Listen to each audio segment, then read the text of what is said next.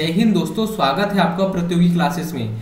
दोस्तों आज हम लोग हिंदी में एक नई श्रृंखला स्टार्ट कर रहे हैं जिसका नाम है, नई टॉपिक स्टार्ट कर रहे हैं जिसका नाम है क्या, अलंकार। क्या, अलंकार। तो आज हम लोग अलंकार के बारे में बात करने वाले हैं।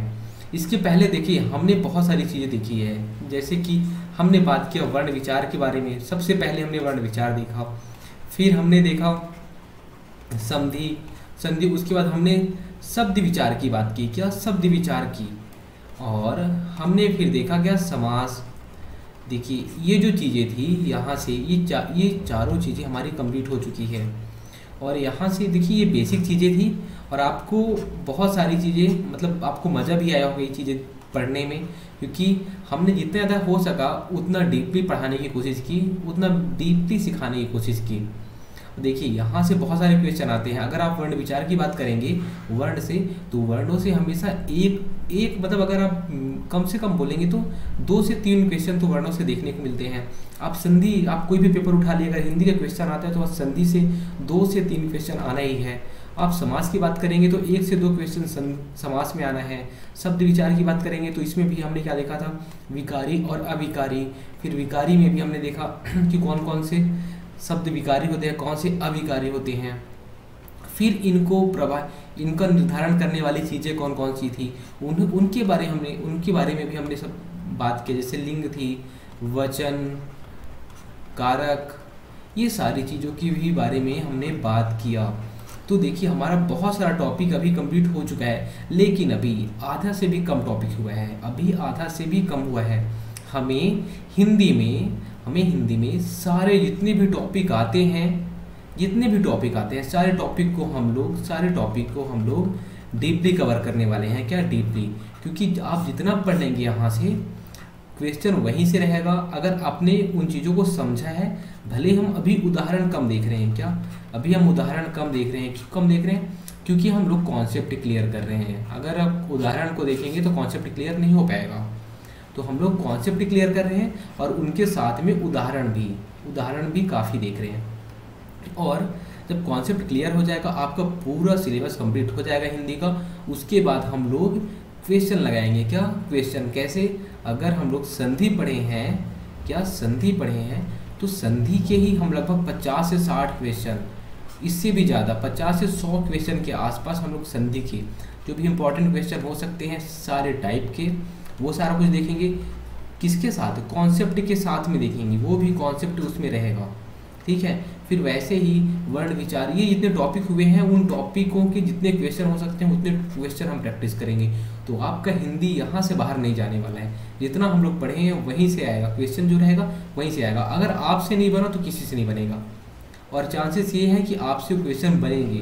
तो अगर 40 क्वेश्चन भी हिंदी के किसी एग्जाम में आ रहे हैं तो 40 में आपको 38 क्वेश्चन तो वहाँ राइट करके आने हैं। और हमने पहले भी बात किया था कि हिंदी ऐसा सब्जेक्ट है जिसमें आप कम पढ़ के बहुत अच्छा स्कोर कर सकती हैं। तो चलिए हम लोग अपने टॉपिक पे आते हैं और देखते हैं कि क्या है आज का टॉपिक हमारा अलंकार में। तो अलंकार का मतलब क्या होता है, अलंकृत होना। अगर मैं बोलता हूँ, अलंकार बोलते नहीं है घर में कि यार तू बहुत अलंकृत हो गया है, तू बहुत सुंदर दिख रहा है, तो क्या होता है, जैसे कि हम लोग घर में रहते हैं, कहीं बाहर जाते हैं पार्टी में, तो हम लोग क्या करते हैं, सुंदर दिखने की कोशिश करते हैं, ठीक है। क्या करते हैं, सुंदर दिखने की कोशिश करते हैं।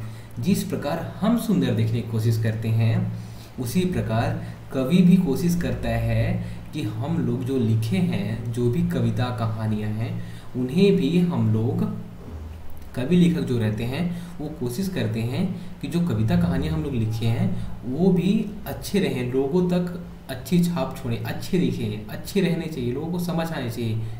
तो जिस प्रकार हम लोग अच्छा दिखना चाहते हैं, उसी प्रकार कवि भी कोशिश करता है, क्या, अपनी कविता कहानियों को सुंदर, उसे अलंकृत करने के लिए। तो जब कवि क्या करता है, अपनी कविताओं को अलंकृत करने की कोशिश करता है, रुचिकर बनाता है उसे को ही कहते हैं हम लोग अलंकार। तो देखिए अगर आप उदाहरण से समझना चाहेंगे, देखिए सोचिए, अगर आप अच्छे दिखते हैं, क्या, अगर आप सुंदर बनना चाहते हो तो एक क्या करेंगे, पहले आप अच्छा ड्रेस और अपने फेस पे ध्यान देंगे, ठीक है, चेहरे पे ध्यान देंगे, आप अपने ड्रेस पे ध्यान देंगे, ठीक है। ये चीज़ें जो कि दिखती हैं। और एक है, देखिए उदाहरण को आपको समझना पड़ेगा ना, ये उदाहरण क्या बोल रहे हैं। एक क्या है, देख रहे चेहरा है, ड्रेस है, लोग बोलते हैं ना वाह बहुत अच्छा दिख रहा है। और एक बंदा है वो क्या करेगा, अपने प्रकृति को, अपने व्यवहार आदर जो रहता है, संस्कार, उसको अच्छा करने की कोशिश करेगा, ना कि चेहरे को देखने की या अपने चेहरे को या फिर अपने ड्रेसिंग सेंस को। तो हो सकता है एक बंदा क्या करेगा, अपना चेहरे और ड्रेस पे ध्यान देगा, एक बंदा क्या करेगा, अपने प्रकृति को, अपने व्यवहार को, आदर संस्कार जो होते हैं उसको अच्छा करने की कोशिश करेगा। और एक बंदा ऐसा भी हो सकता है कि दोनों को भी सुंदर करने की कोशिश करे। तो जैसे इंसानी प्रवृत्ति होती है, अच्छा है उसे और अच्छा बनाना, वैसे ही कवि भी क्या करता है, अपनी कविताओं को, कहानियों को वह उसे और अच्छा बनाने की कोशिश करता है। तो देखिए जैसे कि कोई बंदा क्या करेगा, चेहरे और ड्रेस पे ध्यान देगा, उससे अच्छा बनना चाहेगा, अच्छा दिखना चाहेगा। कोई करेगा अपनी प्रकृति व्यवहार से, हमें संस्कार से अच्छा बनना है, हमें चेहरे और ड्रेस से कोई मतलब नहीं है। कोई बंदा क्या करेगा, नहीं भाई मुझे दोनों चीज़ चाहिए, क्या चेहरा भी अच्छा, चेहरा ड्रेस सब कुछ अच्छा, उसके साथ में बोलेगा मुझे व्यवहार भी अच्छा चाहिए मेरा, हाँ मेरा संस्कार भी चाहिए। तो क्या बोलेगा, दोनों चीज़ें। कोई बंदा चेहरे पे ध्यान देगा, कोई बंदा प्रकृति पे, कोई बंदा दोनों पे ध्यान देगा। वैसे ही आप अगर अलंकार देखेंगे, बस यही चीज़ें अलंकार में भी है। क्या अलंकार में भी यही चीज़ें हैं? बोलेंगे ऐसे कैसे, थोड़ा सा ऊपर से आ रहा है, लेकिन ऐसा नहीं है। देखिए चेहरा ड्रेस जो कि दिखता है, बाहर से दिखता है, क्या बाहर से दिखता है। तो आप जब अलंकार देखेंगे तो जब कवि शब्दों के माध्यम से, शब्द मतलब देखिए जब आप कोई चीज़ पढ़ते हैं तो वहाँ पे शब्द रहता है, शब्द हो गया, शब्द वर्ण है ना, शब्द वर्णों के माध्यम से वर्णों के माध्यम से क्या अलंकृत करने की कोशिश करता है अपने कहानियों को, कविताओं को।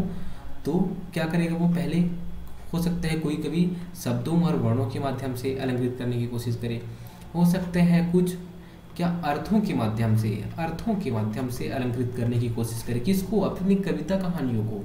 और कुछ हो सकता है कि शब्दों अर्थों दोनों के माध्यम से अलंकृत करने की कोशिश करे। देखिए यही चीज़ हो गई ना, आपने दिखा रहा था क्या, चेहरा ड्रेस, तो वैसे ही शब्द जो कि दिखते हैं, है ना। तो यहाँ पे शब्द वर्णों के माध्यम से कोई कवि अलंकृत करने की कोशिश करेगा, कोई उसे रुचिकर बनाने की कोशिश करेगा। तो जब वह शब्दों और वर्णों के माध्यम से अलंकृत करने की कोशिश करेगा तो उसे क्या बोलेंगे हम लोग, शब्दालंकार।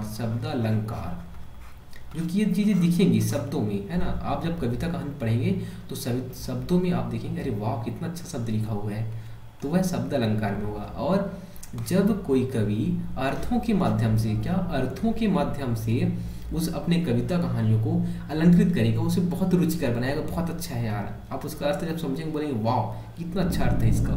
तो जब कोई कवि अर्थों के माध्यम से अपने कविता कहानियों को रुचिकर बनाता है तो उसमें क्या होता है, उसमें अर्थालंकार होता है। अर्थालंकार मतलब अर्थों के माध्यम से सुंदर दिखना। अलंकार का मतलब क्या हुआ, क्या होता है, सुंदर दिखने की कोशिश, सुंदर बनाना। तो अर्थों के माध्यम से सुंदर बनाना, शब्दों के माध्यम से सुंदर बनाना, और कभी कभी क्या होता है, शब्दों अर्थों दोनों के माध्यम से। तो इसे क्या बोलेंगे हम लोग, उभय अलंकार। क्या, उभय अलंकार।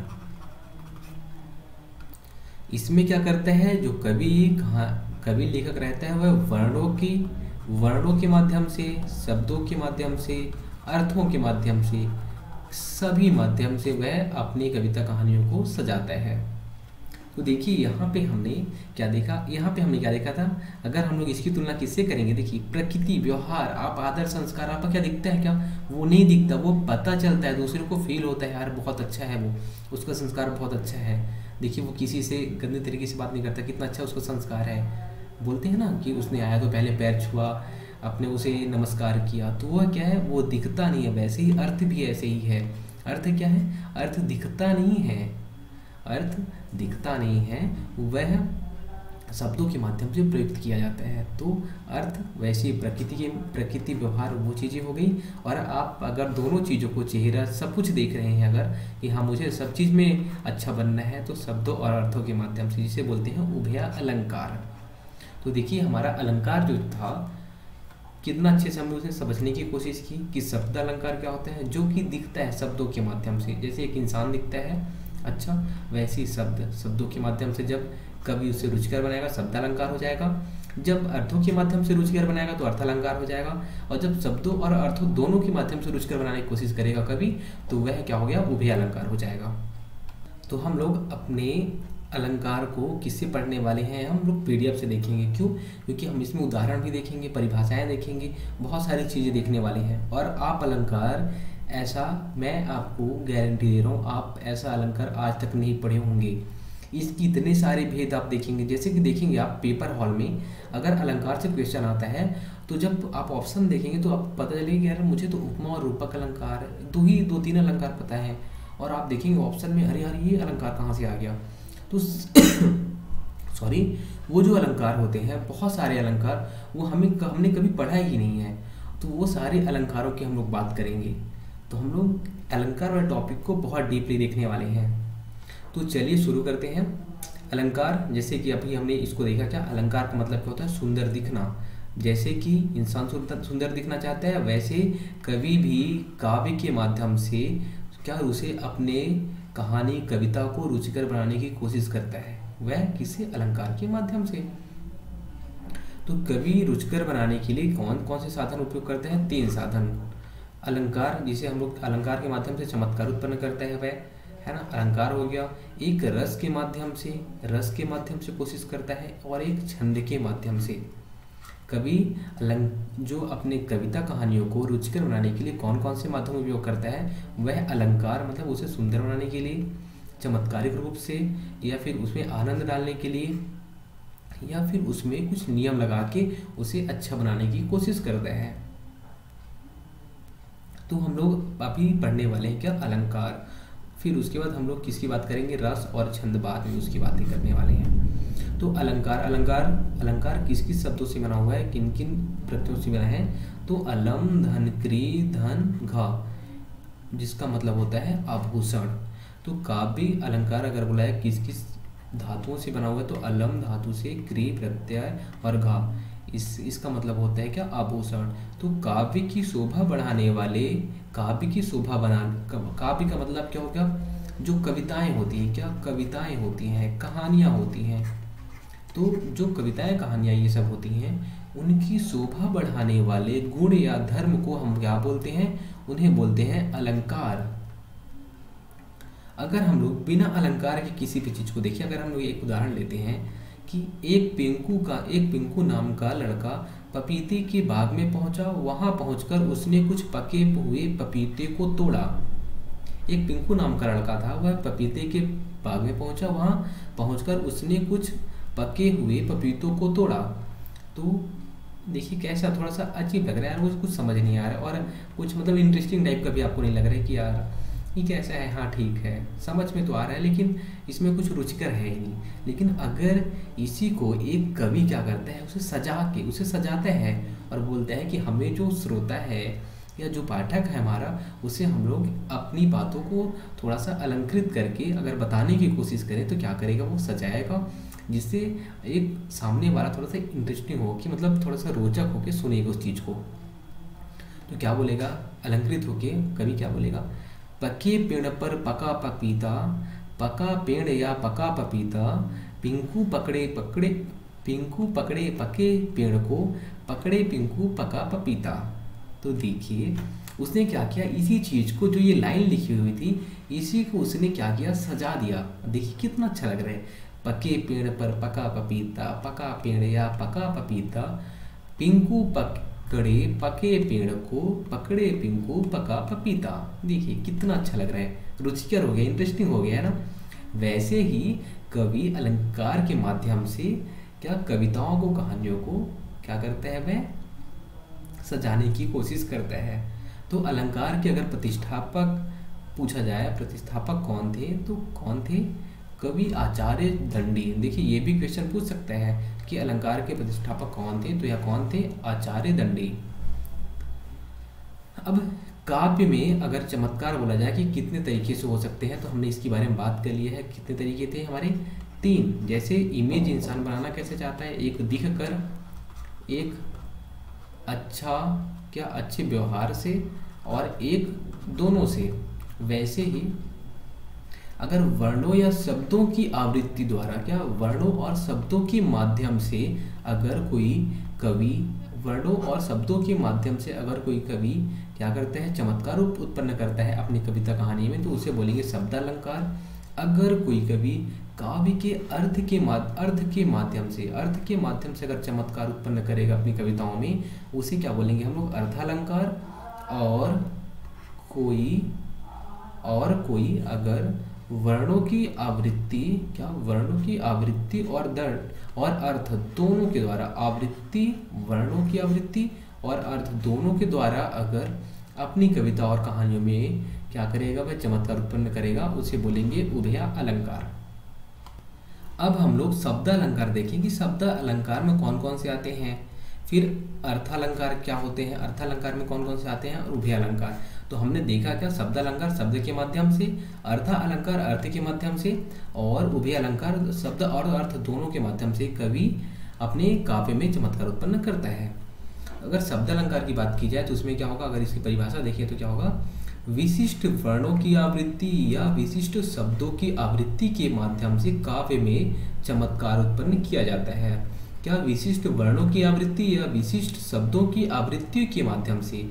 वर्णों की, वर्ण मतलब देखिए हमने वर्ण क्या देखा था, आ से लेके आहा तक ये वर्ण, ये स्वर हो गए थे, और व्यंजन क्या थे, क से लेके ज्ञा तक। इसके अलावा भी ड़ा, डा, ये सारे भी व्यंजन थे। ठीक है, तो हमने क्या देखा, ये सारे क्या होते हैं, वर्ण। तो वर्णों के माध्यम से या फिर शब्दों की आवृत्ति। शब्दों की आवृत्ति कैसे, देखिए वर्णों से ही शब्द बनते हैं। हमने क्या देखा था, वर्णों के समूह को, वर्णों के सार्थक समूहों को क्या कहा था हमने, वर्णों के सार्थक समूह को हमने कहा था शब्द। तो जिन्होंने वर्ण स्वर व्यंजन वाला टॉपिक नहीं देखा है वो उसको देखेंगे तो ये चीज़ें समझ में आ जाएंगी कि क्या बोलना चाह रहा है इस परिभाषा में। तो विशिष्ट वर्णों की आवृत्ति अथवा विशिष्ट शब्दों की आवृत्ति के माध्यम से जब काव्य में चमत्कार उत्पन्न किया जाता है उसे बोलते हैं हम लोग शब्दालंकार।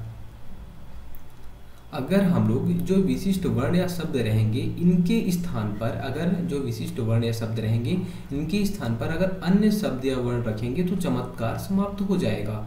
मतलब जैसे कि अगर आ ये जो बार बार ये वर्ण आ रहे हैं और अगर इनकी आप देखेंगे इन्हीं की वजह से चमत्कार उत्पन्न हो रहा है। जैसे कि हमारा उदाहरण क्या था, अभी हमने क्या देखा था, पके पेड़ पर पका पपीता। तो अगर प के जगह पर आपने पके पेड़ पर पका पपीता, यहाँ पे पका आम कर देते, क्या पका आम कर देते, फिर यहाँ भी आम कर देते। देखिए यहाँ पे जो इनकी आवृत्ति हो रही थी प शब्द की, अगर इसकी आवृत्ति वहाँ पे कम होगी तो क्या वो जो रुचिकर दिख रहा था, जो अच्छा दिख रहा था, वह अच्छा नहीं दिखता। तो क्या होगा, अगर जो विशिष्ट वर्ण या शब्द हैं अगर उनका स्थान बदलेंगे, उन्हें हटाएंगे, अगर कुछ अन्य शब्द या वर्ण रखेंगे तो इनका चमत्कार समाप्त हो जाता है। यह इसका बेस था कि हाँ शब्दालंकार क्या होता है। तो शब्दालंकार में अगर बोला जाए कि कौन कौन से आते हैं तो मुख्यतः 7 शब्द अलंकार होते हैं। कौन कौन से, अनुप्रास अलंकार, यमक अलंकार, श्लेष अलंकार, पुनरुक्ति अलंकार, वीप्सा अलंकार, वक्रोक्ति अलंकार और पुनरुक्त वदाभास अलंकार। ये 7 अलंकार हैं, इनको हम लोग एक एक करके देखेंगे। फिर देखेंगे अनुप्रास अलंकार में कौन कौन से भेद होते हैं, यमक अलंकार में, तो इनके भेदों के भी बारे में बात करेंगे। हम लोग अलंकार टॉपिक की बहुत डीप में देखने वाले हैं। आप यकीन मानिए आप इतना डीप में कभी नहीं गए होंगे। तो हम लोग शब्द अलंकार में अगर बोले कि कौन कौन से आते हैं तो 7 शब्द अलंकार होते हैं। अनुप्रास अलंकार, यमक अलंकार, श्लेष अलंकार, पुनरुक्ति अलंकार, विवक्षा, वक्रोक्ति और पुनरुक्त पदाभास। और अगर अर्थ अलंकार की बात करें कि यहाँ पे क्या हुआ, तो यहाँ पे हमने क्या देखा था, अर्थ के माध्यम से चमत्कार उत्पन्न किया जाता है। तो यहाँ पे क्या अर्थ के माध्यम से कवि क्या करेगा, वह चमत्कार उत्पन्न करने की कोशिश करेगा अपनी कविता कहानियों में। तो जब शब्द के स्थान पर अन्य समानार्थी शब्द रखें तो भी चमत्कार नष्ट नहीं होता।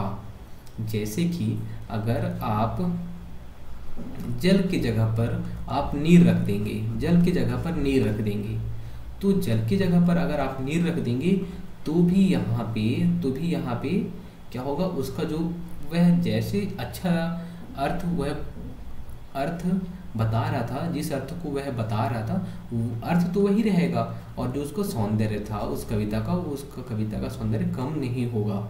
अगर ऐसे रहेगा तो वहाँ पे क्या, जब भी आप उसके पर्यायवाची शब्द लिख लें, इसमें क्या था, अगर आप वर्णों को, शब्दों को अगर आप बदल रहे हैं किसी अन्य शब्द या वर्ण से तो उसका चमत्कार समाप्त हो जा रहा था। लेकिन इसमें अगर आप वर्णों शब्दों को बदलेंगे, लेकिन बदलेंगे किससे, उसके समानार्थी शब्द से, मतलब उसके पर्यायवाची शब्द से बदलेंगे, क्योंकि उसका अर्थ नहीं बदलना चाहिए, है ना। तो उसके समानार्थी शब्द से बदलेंगे तो इसका चमत्कार नष्ट नहीं होगा, क्योंकि अर्थ वही बताएगा, तो वह अर्थ अलंकार हो जाएगा। इसमें बहुत सारे भेद हैं, 30 से अधिक भेद हैं, तो हम लोग बहुत सारे भेद देखने वाले हैं इसमें भी। जैसे कि उपमा, रूपक, उत्प्रेक्षा, प्रतीक, संदेह, विभावना, विशेषण, बहुत सारे विशेषक्ति, है ना। तो ये बहुत सारे इसके जो भेद हैं, सारे भेदों को हम देखने वाले हैं। उसके बाद उभय अलंकार। उभय अलंकार में जब शब्द और अर्थ दोनों के माध्यम से काव्य में चमत्कार उत्पन्न होता है। इसमें कौन कौन से अगर बोला तो संसृष्टि और संकर इसके भेद हैं। कौन से, संसृष्टि और संकर। तो कभी कभी ऐसे भी क्वेश्चन पूछ लेते हैं कि शब्द अलंकार का कौन सा भेद है, तो वो चीज़ें तो हमें पता चल जाएंगी जब हम लोग इसकी परिभाषाएं देखेंगे, इनके उदाहरण देखेंगे, इनको समझेंगे। तो फिर कभी अगर पूछते हैं अर्थ अलंकार, तो अर्थ अलंकार की भी हम लोग देखेंगे, जैसे उपमा, रूपक की क्यों है, उपमा अलग क्यों है रूपक से, क्योंकि ऑप्शन में वही पूछेगा ना, उपमा, रूपक, उत्प्रेक्षा, संदेह, इसमें कौन सा उदाहरण है, कौन सा उदाहरण दिया रहेगा, उससे पूछेगा कि ये किसका भेद है, मतलब ये किसका उदाहरण है। तो आपको पता करना पड़ेगा कि हाँ ये उपमा का उदाहरण है या रूपक का है। ये चीज़ें हम सब देखेंगे और आपको बहुत आसानी से समझ में भी आ जाएंगी। अब हमारा पहला अलंकार कौन सा, शब्द अलंकार की बात कर रहे हैं, और शब्द अलंकार में पहला अलंकार कौन सा आया, अनुप्रास अलंकार। कौन सा, अनुप्रास अलंकार। जैसे कि हमने यहाँ पे देखा शब्द अलंकार में पहला अलंकार कौन सा था, अनुप्रास अलंकार। तो हम लोग यहाँ से शुरू करते हैं शब्द अलंकार से और अनुप्रास अलंकार से। अब इन्हें हम लोग एक एक करके सारे अलंकारों को देखते हैं। अनुप्रास अलंकार क्या बोलते हैं, तो हमने शब्द अलंकार में क्या देखा था, क्या होगा जब वर्णों और शब्दों की आवृत्ति होगी। शब्द अलंकार में एक ही चीज होगा कि वर्ण और शब्द की बात होगी, वर्ण और शब्द की बात होगी, अर्थ की बात यहाँ पे नहीं होगी, है ना। अर्थ की बात मतलब अर्थ अलंकार में हम लोग अर्थ देखेंगे, लेकिन वर्ण और शब्द किसमें देखने वाले हैं, अनुप्रास अलंकार में। तो जो मुख्यतः बात होने वाली है वर्ण और शब्दों की, वह अनुप्रास अलंकार में होगी। तो वर्ण और शब्दों की आवृत्ति द्वारा काव्य में संगीतमयता आ जाने से चमत्कार उत्पन्न होता है। क्या, जब वर्णों और शब्दों की आवृत्ति द्वारा काव्य में संगीतमयता आ जाने से चमत्कार उत्पन्न हो, उसे हम लोग बोलेंगे क्या, अनुप्रास अलंकार। जैसे कि चंदू के चाचा ने चंदू की चाची को चांदनी चौक में, ऐसे करके एक जो था ना, वो इसी परिभाषा को, यही परिभाषा को बताता है। तो देखिए यहाँ पे क्या, चंदू के चाचा ने चंदू की चाचू, ऐसा। तो देखिए यहाँ पे चा की जो चा वर्ण है उसकी आवृत्ति बार बार हो रही, चा चा चा चा। देखिए जब वर्णों की आवृत्ति हुई तो उसमें क्या हुआ, संगीतमयता आ गया, मतलब थोड़ा सा अच्छा लग रहा है ना। देखिए कितना संगीत टाइप, गाना टाइप का हो गया ये। तो जब वर्णों की, शब्दों की आवृत्ति हो और उसमें क्या हो जाए, संगीतमयता आ जाए, तो उसे क्या बोलेंगे, अनुप्रास अलंकार। ठीक है, यहाँ से आपको क्लियर हो गया होगा कि जब वर्णों की आवृत्ति हो और गाने टाइप का लगे वह चीज़, वह जो लाइन हो गाने टाइप का लगे, तो आप उसे अनुप्रास अलंकार में रखेंगे। लेकिन क्या, वर्णों की आवृत्ति, आपको ये चीज़ याद रखना है, वर्णों की आवृत्ति। ठीक है, अब इसके भी भेद होते हैं, इसके भी 5 भेद हैं।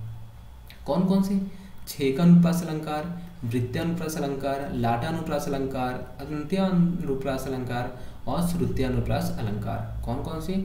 छेकानुप्रास, वृत्यानुप्रास, लाटानुप्रास, अंत्यानुप्रास और श्रुत्यानुप्रास। अब हम लोग इसके पहले भेद में आते हैं। पहले भेद में देखते हैं भाई छेकानुप्रास क्या बोलते हैं। अब अनुप्रास अलंकार में तो वर्णों की आवृत्ति होगी, लेकिन छेकानुप्रास में क्या है भाई, इसमें इतना क्या खास है? तो छेकानुप्रास को मुख्यतः इसको चतुरालंकार भी बोलते हैं, क्योंकि चतुर लोग इसको यूज करते हैं। क्या चतुर लोग इसको यूज करते हैं, इसलिए चतुरालंकार भी बोलते हैं। इसमें क्या, इसकी पहचान कैसे आप करेंगे? इसमें स्वरूप और क्रम में अनेक वर्णों की आवृत्ति एक बार होती है। क्या? स्वरूप और क्रम में अनेक वर्णों की आवृत्ति एक बार होती है। क्या आवृत्ति होगी तो कितनी बार? केवल एक बार। एक बार मतलब जैसे हम लोग बोलते हैं बार बार, तो यहाँ पे आवृत्ति कितनी बार हुई? एक ही बार हुई है ना, उसी चीज को बार बार। आवृत्ति मतलब उसका जोड़ा बनना। तो क्या होगा, जब भी जोड़ा एक ही बार बने, आवृत्ति उसे बोलेंगे आवृत्ति एक ही बार बनी है। तो आवृत्ति जब एक बार बने, देखिए यहाँ पे चंदू की चाचा ने चंदू की चाची को यहाँ पे चा वर्ण की आवृत्ति बहुत बार हुई थी, लेकिन जब आवृत्ति केवल एक ही बार बने तो वहाँ पे छेकानुप्रास अलंकार होगा। इसकी पहचान के लिए नियम कौन कौन से हैं? एक से अधिक वर्णों का दोहराव। क्या? एक से अधिक वर्णों का दोहराव। एक से अधिक वर्ण कैसे? जैसे कि अगर का आया है तो का हमेशा साथ में रहेगा, कुछ मतलब पास में, और उस लाइन में का रहेगा। फिर हो सकता है अगर खा है तो वह भी उस लाइन में खा, मतलब ये जो ये वर्ण आए हैं इनका दोहराव होगा। कुछ कुछ वर्णों का एक से अधिक बार दोहराव होगा। एक से अधिक वर्णों का दोहराव होगा। दोहराए गए वर्ण हमेशा मात्र, है ना, मात्र दो बार, मात्र जो भी वर्ण रहेंगे मात्र दो बार आए होंगे। क्या? जो वर्ण दोहराए जाएंगे वह केवल दो बार आए होंगे। ठीक है। और वर्णों का दोहराव शब्द के आदि अर्थात शब्द के शुरुआत में होगा। जो वर्णों का होगा, वर्णों का जो दोहराव होगा, क्या वर्णों का जो दोहराव होगा वह शब्द की शुरुआत में होगा। कितनी अच्छी चीज़ है, शब्द की शुरुआत में। जैसे कि आप यहाँ पे देखेंगे, मैंने क्या बोला, अगर का बोला, अगर का वर्णों का दोहराव हो रहा तो क्या? कमल कमल। अगर मैं बोलता हूँ खा तो खग खग खग खग। देखिए इनका तो जो यह वर्ण है इसका दोहराव हमेशा होगा। क्या? इसका दोहराव होगा। तो शब्द के पहले जो ये वर्ण रहेगा उसका शब्द के पहले में होगा। ठीक है। तो जैसे यहाँ पे देखेंगे आप, कानन है। क्या? कानन कठिन। देखिए क्या बोला है, पहले बोला है इसने कि आवृत्ति केवल एक बार होगी। देखिए कानन कठिन, कानन कठिन भयंकर भारी घोर घाम हिम बारी बयारी। कानन कठिन भयंकर भारी घोर घाम हिम बारी बयारी। देखिए यहाँ पे आवृत्ति किसे किसकी हो रही है? का की आवृत्ति हो रही है, का वर्ण की आवृत्ति हो रही है। देखिए कानन कठिन, का वर्ण की आवृत्ति हुई। फिर आप देख रहे हैं भा की आवृत्ति हो रही, भा। फिर घोर घाम, वैसे आप देख रहे हैं बारी बारी। तो देखिए यहाँ पे कितने का की? केवल दो बार इसकी आवृत्ति होनी चाहिए। पहली बात ये चीज है। और दूसरा क्या? एक से अधिक वर्णों का दोहराव होना चाहिए। एक से अधिक वर्णों के दोहराव होना चाहिए। क्या बोल रहा है? एक से अधिक वर्णों का दोहराव, और दोहराए गए वर्ण मात्र दो बार आने चाहिए। ठीक है। तो यहाँ पे का को देख रहे हैं, का दो बार आया है, वैसे ही भा दो बार आया है, घा दो बार आया है, और सिर्फ बा दो बार आया है। तो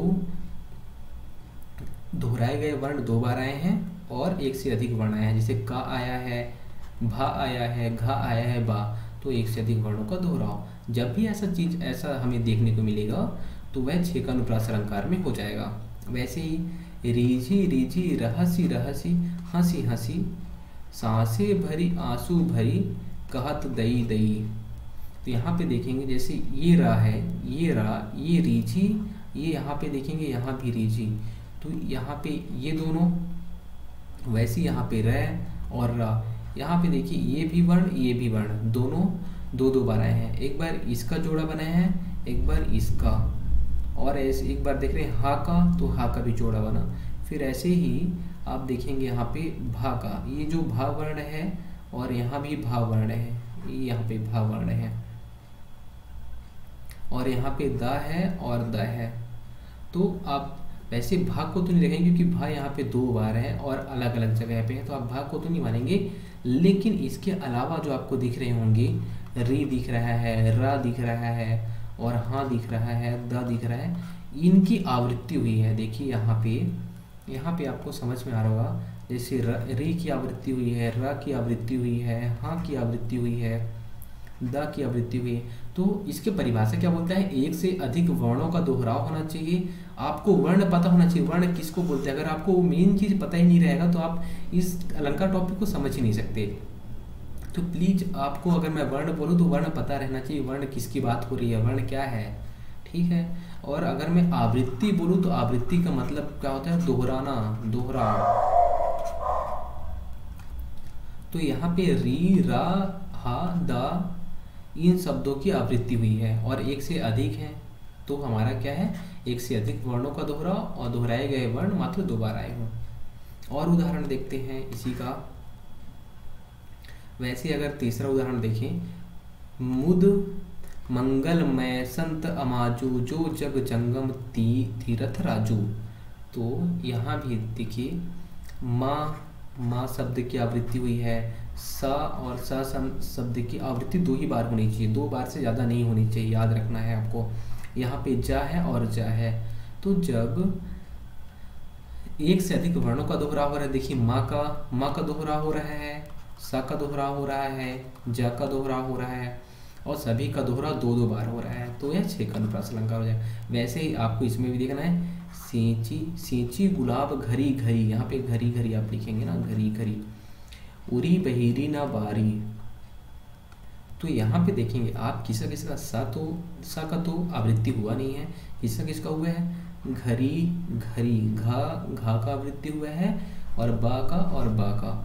तो जब भी आवृत्ति एक से अधिक का हो, एक से अधिक वर्णों का दोहराव होना चाहिए और आवृत्ति होनी चाहिए और 2 बार, तो वह किसमें आ जाएगा, 6 का अनुप्रास अलंकार में। तो हमने इसके बहुत सारे उदाहरण देख लिए। अब हम लोग आते हैं दूसरे उदाहरण पे, दूसरे प्रकार पे इसके।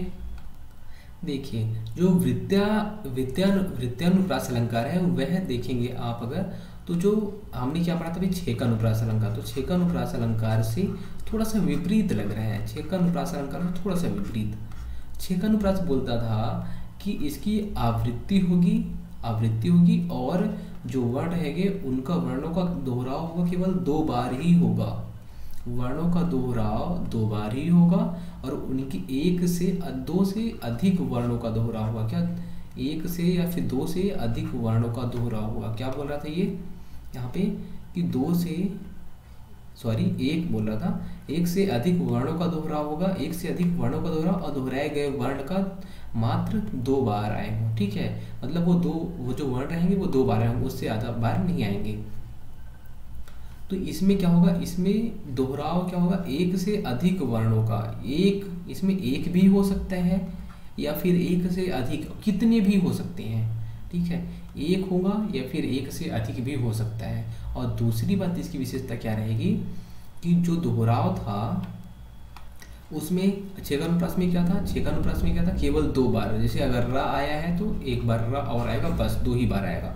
लेकिन वृत्तानुप्रास क्या बोलते हैं, अगर रा आया है तो ये कितनी बार भी आ सकता है रा, ठीक है। तो 6 का अनुप्रास में केवल 2 बार की बात होती है और वृत्तानुप्रास में 2 से अधिक बार की, कितनी भी बार आ सकता है। तो जहाँ इसकी अगर परिभाषा देखें, जहाँ एक वर्ण की आवृत्ति 1 बार या 1 से अधिक बार या अनेक बार हो, एक वर्ण की आवृत्ति हो रही है। पहली बात तो एक वर्ण की आवृत्ति 1 बार, देखिए यहाँ पे 1 बार बोले हैं, वहाँ पे क्या बोला था, 2 बार बोला था। तो एक वर्ण की आवृत्ति 1 बार या 1 से अधिक बार या अनेक बार, कुछ भी हो सकता है। और 1 से अधिक वर्णों की, वहाँ पे क्या था, 1 से अधिक वर्णों की आवृत्ति हो रही थी, कुछ भी हो सकते थे। वो यहाँ भी वही है कि 1 से अधिक वर्णों की आवृत्ति अनेक बार हो सकती है, कोई दिक्कत नहीं है 1 से अधिक वर्णों की। अगर हम लोग इसकी पहचान की बात करें, मात्र एक वर्ण को 1 से अधिक बार रिपीट किया जा सकता है, मात्र एक वर्ण को। वहाँ पे क्या था, एक वर्ण को केवल 2 बार, लेकिन यहाँ पे एक वर्ण को आप 50 बार रिपीट करिए, कोई दिक्कत नहीं है। तो वो कहाँ पे होगा, वृत्तानुप्रास अलंकार में। इसका जो परिभाषा है वही चीज़ों के यहाँ पे लिखा गया है। एक वर्ण का दोहराव एक बार या एक से अधिक बार भी किया जा सकता है, वही चीज़ें हैं। अगर एक से अधिक वर्ण दोहराए जाते हैं तो वो कम से कम 2 बार से अधिक रहते हैं। अगर एक से अधिक वर्ण दोहराए जाते हैं तो वो 2 बार से अधिक रहेंगे। अदोहराव शब्द की शुरुआत में, मध्य में, अंत में कहीं भी हो सकता है। देखिए ये चीज़ बहुत ज़रूरी है, क्या कि जो दोहराव होगा सब वर्णों का, वह शब्द जो वर्णों का दोहराव होगा वह शब्दों के मध्य में भी हो सकता है।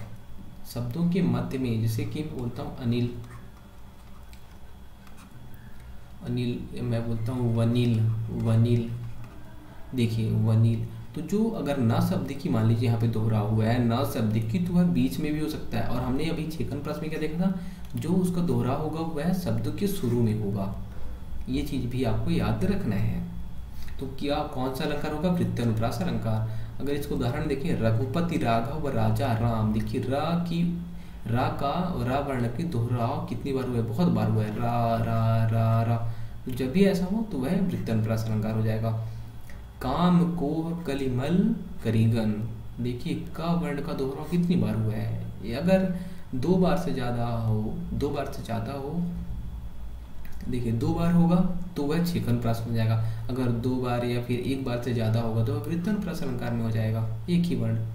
सपने सुनहले मन भाए, क्या सपने सुनहले मन भाए, देखिए केवल इसमें एक ही वर्ण को, सा और सा, केवल एक ही बार इसका क्या हुआ है, इसका दोहराव हुआ है, एक ही बार इसका दोहराव हुआ है। लेकिन अगर एक बार भी होता है तो आप वृत्तानुप्रास में रखेंगे। एक बार हो तो भी, 50 बार हो तो भी, 100 बार हो तो भी आप किस में रखेंगे, वृत्तानुप्रास अलंकार में रखेंगे। जैसे एक दूसरा उदाहरण, चारू चंद की चंचल किरणें खेल रही थी जल थल में, तो चारू, यहाँ पे देखिए चा वर्ण की आवृत्ति हो रही है। यहाँ पे चारू चंद्र की चंचल किरणें, देखिए चा वर्ण की आवृत्ति कईयों बार हुई है। वैसे ही आप यहाँ पे देखेंगे जल थल, यहाँ पे ला वर्ण है वह भी देखिए यहाँ पे इसकी भी आवृत्ति हुई है, ला वर्ण की भी आवृत्ति हुई है। तो जब एक वर्ण की आवृत्ति कई बार हो और वह शब्द बीच में, वह वर्ण बीच में, अगर कभी कभी वर्णों की आवृत्ति हो और वह बीच में भी हो तो भी वह वृत्तानुप्रास अलंकार में होता है। जैसे विमल वीणा वाणी ने वीणा ली, इसमें भी वही है। अगर हम लोग तीसरे प्रकार में हैं और इसको देखें कि यह क्या बोलता है, यह ये बोलता है लाटानुप्रास। लाटानुप्रास क्या बोलता है, लाटानुप्रास, इसमें शब्दों या पदों का दोहराव होगा। क्या, शब्दों और पदों का दोहराव होगा, शब्दों पदों का दोहराव होगा। शब्दों पदों की, अभी तक क्या है, अभी वर्णों की आवृत्ति हो रही थी, और इसमें क्या होगा, शब्दों या वर्णों की आवृत्ति होगी। देखिए वर्णों या पदों का, शब्दों या पदों का आवृत्ति होगा। और देखेंगे आप, इनका अगर आवृत्ति तो होता है लेकिन इनका जो अर्थ रहेगा, इनका तात्पर्य रहेगा वह अलग रहेगा। शब्दों और पदों की आवृत्ति हो जाएगी और इनका लेकिन तात्पर्य अलग रहेगा, इनका अर्थ जो रहेगा वह अलग रहेगा। जैसे कि पूत सपूत तू क्या धन संचय, पूत कपूत तू क्या धन संचय। अगर अच्छा पुत्र है तो क्या धन संचय है, मतलब आप धन संचय क्यों करेंगे, क्योंकि वो अच्छा पुत्र है वह कर लेगा। और यही बोलता है दूसरा लाइन, पूत कपूत, मतलब अच्छा पुत्र नहीं, अगर आपका पुत्र अच्छा नहीं है तो फिर क्यों धन संचय है, जब वो अच्छा नहीं है ही नहीं। देखिए यह दैनिक जीवन में भी हम लोग इसको उपयोग में लाते हैं, इस उदाहरण को। तो अगर अच्छा पुत्र है तो क्यों धन संचय, वो कर लेगा, और अच्छा पुत्र नहीं है तो क्यों धन संचय, क्योंकि वह उड़ा देगा। तो देखिए इसकी आवृत्ति हुई है, क्यों धन संचय पूत। देखिए ये सारे शब्दों की आवृत्ति हुई है, शब्दों और पदों की आवृत्ति हुई है। देखिए लेकिन इनका तात्पर्य क्या है, अलग अलग है। दोनों का तात्पर्य, तो क्यों धन संचय, इसका भी तात्पर्य अलग है और इसका तात्पर्य अलग है ना। दोनों का तात्पर्य अलग क्यों है, अगर पुत्र अच्छा है तो धन की चिंता क्यों करनी भाई, क्यों इकट्ठा करना, वह कमा लेगा। और यहाँ पे अगर पहले का कि धन की चिंता नहीं करना, वह कमा लेगा है ना, डोंट वरी। और अगर पुत्र अच्छा नहीं है तो धन का संचय क्यों करोगे भाई, वह तो गंवा देगा, क्या गंवा देगा।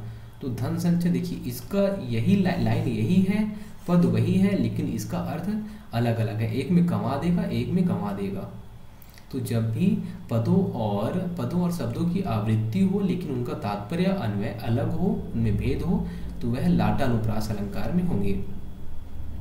जैसे कि पराधीन को है नहीं स्वाभिमान सुख स्वप्न, पराधीन जो है नहीं स्वाभिमान सुख स्वप्न, यह भी, इसका भी वही मतलब है, पराधीन है जो नहीं, पराधीन को है नहीं स्वाभिमान सुख स्वप्न। इसके भी जो पद हैं, देखिए पद आप देखेंगे तो दोनों पद लगभग सेम है, को है नहीं स्वाभिमान सुख स्वप्न, और इनका जो अर्थ रहेगा वह दोनों में अलग अलग है। तो जब पद और शब्द की आवृत्ति हो और उनका अर्थ अलग हो तो वह लाटानुप्रास में रहेगा।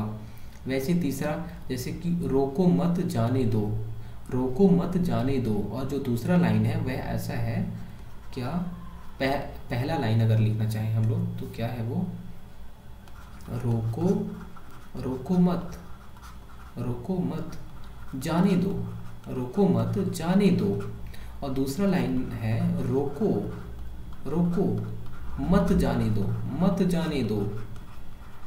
देखिए आपको पूरा जो यहाँ पे पद है, पूरे पदों की आवृत्ति हो गई है यहाँ पे, लेकिन अर्थ की बात करेंगे तो अर्थ दोनों के अलग अलग हैं। कैसे, अगर रोको मत, यहाँ पे क्या बोल रहे हैं कि मत रोको भाई, जो भी मत रोको उसको, मत रोको, जाने दो उसको, क्या मत रोको उसको, जाने दो। और यहाँ पे क्या बोल रहे हैं, रोको, अरे रोको भाई, रोको उसको, मत जाने दो उसको, नहीं जाने दो उसको, रोक लो, मत जाने दो।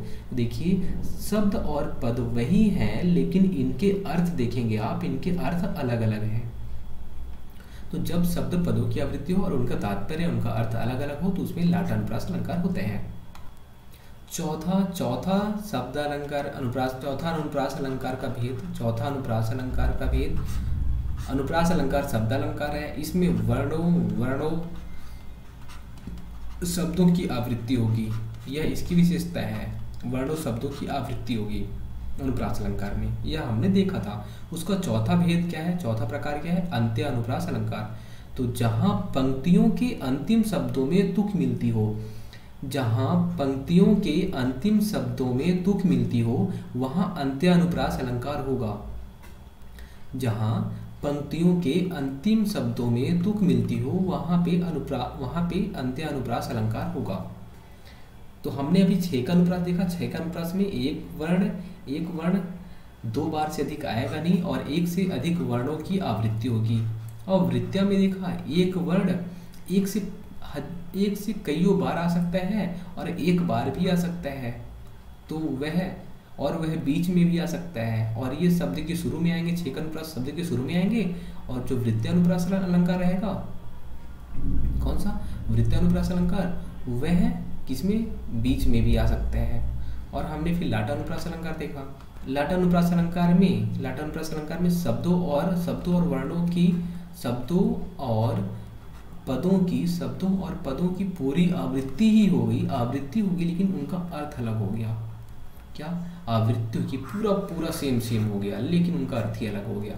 अब हमारा चौथा है क्या, अंत्यानुप्रास अलंकार। अंत्यानुप्रास अलंकार में जहां पंक्तियों के अंतिम शब्दों में तुक मिलती हो, जैसे कि रघुकुल रीति सदा चली आई, प्राण जाई पर वचन न जाई। तुक मतलब सेम वही चीजें है ना, जैसे कि आई, तुक, आई, जाई, आग, नाग, तो यही चीजें, यही का मतलब, इसी चीजों का मतलब होता है तुक, मतलब सेम जो शब्द रहेंगे उनका जो वर्ण रहेंगे वो सेम रहेंगे। तुक मिलना इसी को बोलते हैं। अंतिम शब्दों में जो अंतिम शब्द रहेंगे उनमें तुक मिलेगी। अंतिम शब्द क्या है, आई, जाई, यहाँ पे क्या है, तुक मिल रही, आई, जाई। वैसे लगा दी किसने आकर आग, कहाँ था तू संशय के नाग। तो जब भी क्या, तुक मिलेगी, जहां पंक्तियों के अंतिम शब्दों में तुक मिलेगी, जहां पंक्तियों के अंतिम शब्दों में तुक मिलेगी, वहां पे अंत्य अनुप्रास अलंकार रहेगा। फूलों के आसपास रहते हैं फिर भी कांटे उदास रहते हैं, देखिए यहाँ पे तुक मिल रही है, जहां पे तुक मिलेगा वहां पे अंत्य अनुप्रास अलंकार हो जाएगा। सिंपल सा है ये। अब अनुप्रास अलंकार का अंतिम भेद क्या, अनुप्रास अलंकार का अंतिम और पांचवा भेद यह बोलता है क्या, श्रुत्य अनुप्रास। क्या यह अंतिम भेद कौन सा है, श्रुत्य अनुप्रास अलंकार, जहाँ एक ही उच्चारण स्थान से उच्चरित वर्णों की आवृत्ति हो, एक ही उच्चारण स्थान।